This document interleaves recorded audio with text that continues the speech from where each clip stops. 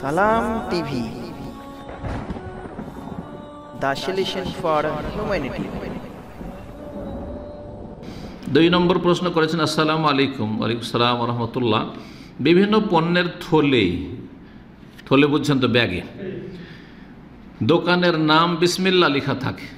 বিসমিল্লাহ হোটেল, হ্যাঁ, বিসমিল্লাহ শপ, হ্যাঁ, এই থাকছে না, বিসমিল্লাহ, আলহামদুলিল্লাহ, আর কত রকম যে আমাদের দেশে আছে।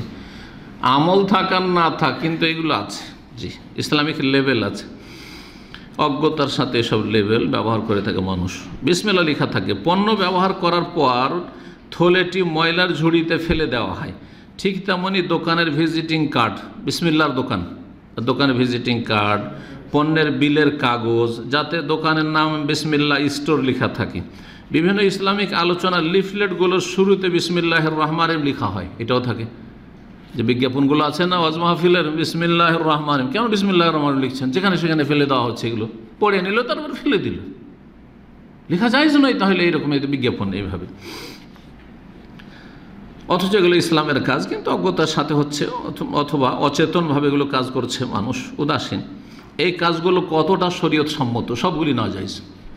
বিসমিল্লাহ দোকানের নাম রাখা, আর তারপরে তাতে বিভিন্ন ভিজিটিং কার্ড হলো, ব্যাগ তৈরি হলো, তো এই হলো, তো সেই হলো, আর সবগুলোতে বিসমিল্লাহ লেখা আছে, আর যেখানে সেখানে ফেলে দেওয়া হচ্ছে। এটা হচ্ছে আল্লাহর নামের অবমাননা, আল্লাহ রাব্বুল কিতাবের আয়াতের অবমাননা। বিসমিল্লাহ আয়াতের অংশ, বিসমিল্লাহির রহমানির রহিম কোরআন কারীমের অংশ। আর আল্লাহর নাম যদি কোরআন আয়াত নাও হয়, আল্লাহর শুধু আল্লাহ লেখা থাকে, শুধু রাসূলুল্লাহ লেখা আছে, শুধু মুহাম্মদ লেখা আছে, তারপর ইহতিরাম জরুরি। সূরা হজে আল্লাহ রাব্বুল আলামিন ইরশাদ করেছেন আয়াত নম্বর 32-এ, ওয়ামান ইউআযযিম শাআইরাল্লাহি ফাইন্নাহা মিন তাকওয়াল কুলুব। যার আল্লাহ রাব্বুল আলামিনের শায়ের নিদর্শনাবলীর তাজিম, শ্রদ্ধা, সম্মান করবে, এটা তাদের অন্তরের তাকওয়া, পরহেজগারি, আল্লাহ ভীরুতার প্রমাণ।